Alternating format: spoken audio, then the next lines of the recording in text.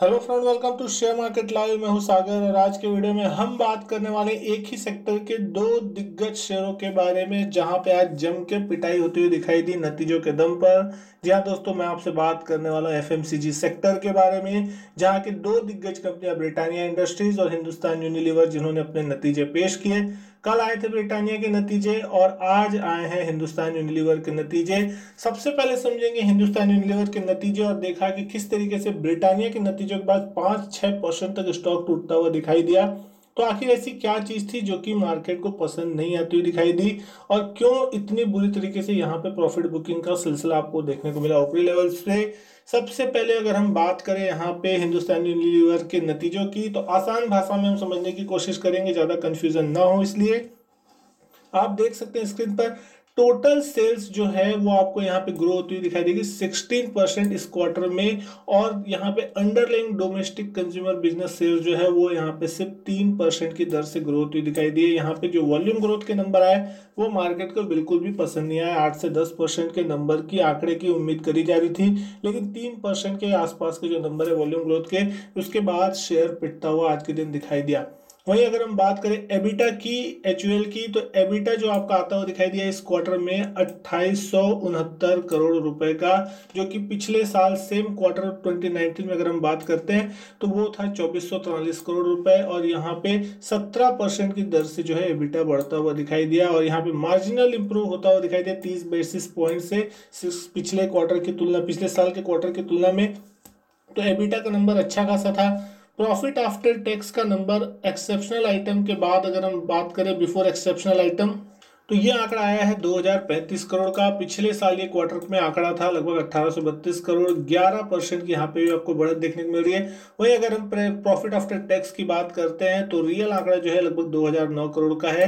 पिछले साल ये था 1848 करोड़, और 9% की जो बढ़त है वो यहाँ पे होती हुई दिखाई दे रही है। तो डेफिनेटली मार्केट को यहाँ पे कोई खास नतीजे जो थे वो पसंद आते हुए आज नहीं दिखाई दिए। और साथ ही साथ यहाँ पे कंपनी ने 14 रुपए का डिविडेंड का भी यहाँ पे आपके लिए ऐलान किया है। तो यहाँ पे आप देख सकते हैं कि 1 रुपए पर शेयर का जो इसकी फेस वैल्यू, उसके सामने 14 रुपए पर इक्विटी शेयर का यहाँ पे जो डिविडेंड है वो दिया गया है। और इसकी जो रिकॉर्ड डेट रखी गई है वो रखी गई है 29 अक्टूबर 2020 के आसपास की। और उसके बाद अगर हम बात करते हैं यहाँ पे ब्रिटानिया के नतीजों को समझने की कोशिश करें, तो कल जो ब्रिटानिया के नतीजे आए थे वहां पे जो रेवेन्यू था अगर उसको देखते हैं तो ये रेवेन्यू का आंकड़ा इस क्वार्टर में था 3419 करोड़ का, जो कि पिछले साल के क्वार्टर में था 3048 करोड़। तो एक सिग्निफिकेंट जंप जो है आपको यहाँ पे रेवेन्यू में देखने को मिला। लेकिन वही अगर नेट प्रॉफिट बिफोर टैक्स की बात करते तो 670 करोड़ का आंकड़ा था, जो कि पिछले बार था लगभग 499 करोड़। तो यहाँ पे भी आपको एक अच्छी खासी जो जंप थी वो आपको देखने को मिल रही थी। लेकिन जो नेट प्रॉफिट का आंकड़ा था आफ्टर टैक्स, जो कि सारी एक्सेप्शनल आइटम को निकालने के बाद 495 करोड़ आता हुआ दिखाई दिया, जो कि पिछले साल के क्वार्टर में था यहाँ पे 402 करोड़।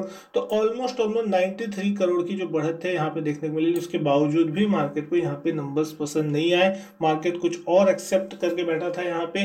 तो उसके बाद मार्केट में अच्छी खासी जो गिरावट है ऊपरी लेवल से देखने को मिली। यहाँ पे जो बेसिक ईपीएस है वो भी 20 रुपए के आसपास आता हुआ दिखाई दिया, जो कि पिछले साल था लगभग 16 रुपए 80 पैसे के आसपास। तो ईपीएस में भी बढ़त देखने को मिली। आज अगर हम बात करें स्टॉक के प्राइजेस की, तो आप ब्रिटानिया के शेयर देख सकते हैं यहाँ पे डेली चार्ट पे जिस तरीके से गिरावट देखने को मिली है। पूरे दिन भर यहाँ पे कंटिन्यूअस सेलिंग का प्रेशर देखने को मिला। 3552 रुपए के आसपास यहाँ पे क्लोजिंग दिखाई दे रही है। 5.82% यहाँ पे शेयर जो है आज के दिन गिरता हुआ दिखाई दे रहा है। पिछले कई दिनों में, पिछले 6 महीने की अगर आप बात करेंगे तो यहाँ पे आपको एक सिग्निफिकेंट राइज दिखाई देगा। शेयर में 3000 रुपए से नीचे के भाव थे और वहां से 4000 रुपए तक का रनअप देखने को मिला। लेकिन पिछले 2-3 महीनों से ये स्टॉक कहीं ना कहीं ऊपरी लेवल पे 4000 के आसपास अपसाइड में, और निचले लेवल पे 3500-3600 के आसपास कहीं ना कहीं अटकने की कोशिश कर रहा था। आज फाइनली इसने यहाँ की रेंज तोड़ी है। यहाँ पे प्रीवियस जो सपोर्ट था वो लगभग 3588 के आसपास था क्लोजिंग बेसिस पे, और आज जो इसकी क्लोजिंग हुई है 3552। तो ये लेवल आज के दिन टूटता हुआ दिखाई दिया। तो इन द फ्यूचर अगर हम बात करें तो नियर टर्म में अगर गिरावट कंटिन्यू होती है इतनी बड़ी तेज गिरावट के बाद, तो ये स्टॉक कहीं ना कहीं एक बार फिर से 3350 रुपए तक के लेवल पे आके कहीं ना कहीं सपोर्ट लेता हुआ दिख सकता है। डेफिनेटली यहाँ पे ये लॉन्ग टर्म पोर्टफोलियो स्टॉक हो सकता है। लेकिन जिस तरीके की आज गिरावट देखने को मिली वो डेफिनेटली यहाँ पे थोड़ा सोचने वाली है कि क्या यहाँ पे प्रॉफिट बुकिंग थी या यहाँ बहुत जबरदस्त सेलिंग जो है किसी ने की है। क्योंकि अगर हम बात करें आज, तो यहाँ पे आपको एक गैप डाउन देखने को मिला। यहाँ पे 3772 का प्रीवियस क्लोज था और ओपनिंग जो हुई थी 3681 पे हुई थी। उसके बाद जो हाई लगा 3694 का, तो बिल्कुल छोटा सा एक स्पाइक आया और उसके बाद 3543 का लो लगता हुआ दिखाई दिया। तो कहीं पे भी यहाँ पे जो गैप था प्रीवियस क्लोज से, वो फिल होता हुआ फिलहाल नहीं दिखाई दिया, जिसके कारण एक बड़ा गैप जो है चार्ट पे कहीं ना कहीं अवेलेबल रहता हुआ दिखाई देगा। 50 के पी पे स्टॉक अभी ट्रेड करता हुआ दिख रहा है, तो अच्छे खासे वैल्यूएशन ये स्टॉक कमांड करते हैं। 52 वीक जो हाई था वो ऑलमोस्ट 4000 के आसपास और 52 वीक लो था जो वो 2100 के आसपास आपको देखने को मिलता है। लेकिन अगर इसके लॉन्ग टर्म की अगर हम आप देखेंगे, तो यहाँ पे आपको पता चलेगा कि एक जबरदस्त वेल्थ क्रिएटर ये स्टॉक रहा है। मल्टीबैगर कहा जाए तो कम नहीं हुआ, क्योंकि कई सालों से पहले ये स्टॉक कहीं ना कहीं 200-250 रुपए के आसपास होता था और उसके बाद आज 4000 रुपए तक का रनअप देखने को मिला है। तो हो सकता है आपको यहाँ से कुछ करेक्शन देखने को मिल जाए, क्योंकि मार्च अप्रैल के आसपास में यहाँ पे भी वोलेटिलिटी देखने मिली थी, लेकिन उसके बाद से निचले लेवल से एक बहुत अच्छा खासा रनअप जो था इस स्टॉक में देखने को मिला था। आप देख सकते हैं मार्च की गिरावट के बाद एक अच्छा रनअप था। तो कहीं ना कहीं थोड़ा थोड़ा कूल ऑफ स्टॉक होता है, तो यहाँ पे निचले लेवल पे यहाँ पे बाय ऑन डिप्स की स्ट्रेटेजी अपनाई जा सकती है, वो भी उतनी ही जितना कि आप यहाँ पे कंट्रोल कर सकते हैं। लेकिन अब बात करें यहाँ पे दूसरे स्टॉक हिंदुस्तान यूनिलीवर की, जिसके नतीजे आज आते हुए दिखाई दिए मार्केट के दौरान। हालांकि मार्केट बंद होने के बाद इसके नतीजे आते हैं, लेकिन आज मार्केट के दौरान यहाँ नतीजे देखने को मिले।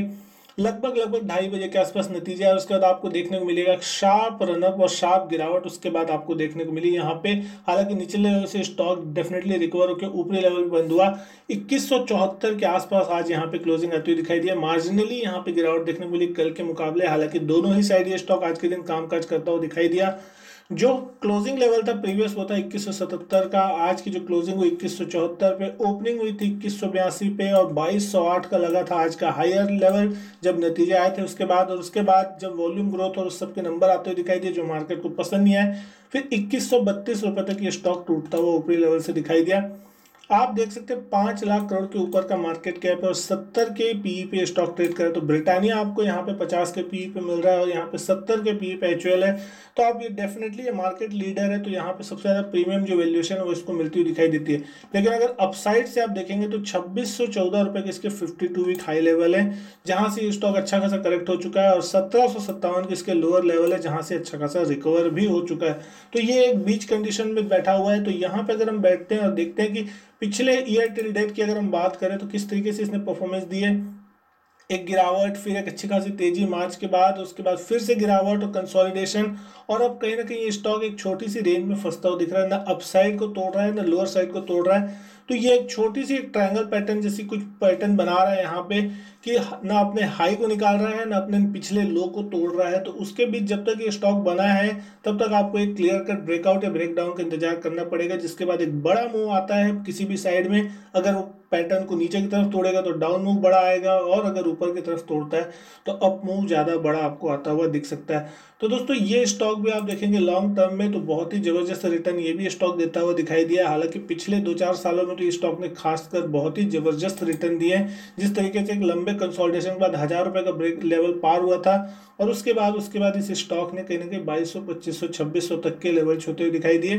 तो डेफिनेटली यहाँ पे अगर ये 1800, 2000 की रेंज पे स्टॉक कभी अवेलेबल होता है तो डेफिनेटली एक अच्छा पोर्टफोलियो स्टॉक हो सकता है अपने पोर्टफोलियो में ऐड करने के लिए लॉन्ग टर्म के लिए। तो दोस्तों यहाँ पे दोनों ही स्टॉक में आज रिजल्ट के बाद पिटाई होती हुई दिखाई दी है। लेकिन अब देखना होगा कि ये मार्केट जो है वो कितना दिन तक चलती है, क्या यहाँ पे और प्रॉफिट बुकिंग आती है या फिर यहाँ से रिबाउंड देखने को मिलता है। क्योंकि डेफिनेटली मार्केट को जो नतीजे हैं वो उतने खास पसंद नहीं आए जितना कि मार्केट एक्सपेक्ट करके चल रहा था। तो यहाँ पे दोस्तों यही चीज होगी, जिससे कमजोर नतीजों की उम्मीद होगी अगर उससे अच्छे नतीजे मिलेंगे तो मार्केट उसको रिवॉर्ड करेगा, और जिससे अच्छे नतीजों की एक्सपेक्टेशन होगी मार्केट को और वहां पे अगर थोड़े भी कमजोर नतीजे आते हुए दिखाई दिए तो वहां पे फिर स्टॉक में आपको बिकवाली का प्रेशर देखने को मिलेगा। तो दोस्तों यहाँ पे जो भी पोजीशन है आपकी मार्केट में रिजल्ट के पहले या रिजल्ट के बाद इस तरीके से बनानी चाहिए कि आप उस लेवल को संभाल सके, या फिर वहां पे आपके स्टॉप लॉस डेफिनेटली लगे होने चाहिए। तो आप फिर मार्केट में अच्छे खासे ट्रेड कर सकते हैं। अदरवाइज आपके फिर मुश्किल हो जाएगी अगर आप फंस जाते हैं किसी एक लेवल पे, ऊपरी लेवल पे खरीद के, तो आपको एग्जिट के इंतजार में बहुत समय लग जाएगा। तो दोस्तों मैं उम्मीद करता हूँ आपको वीडियो पसंद आई होगी। वीडियो अच्छी लगी हो तो लाइक कीजिएगा, शेयर कीजिएगा दोस्तों के साथ। चैनल सब्सक्राइब नहीं किया है तो चैनल भी सब्सक्राइब कीजिएगा। मैं आपसे मिलता हूँ अपने नेक्स्ट वीडियो में, तब तक के लिए goodbye and thank you.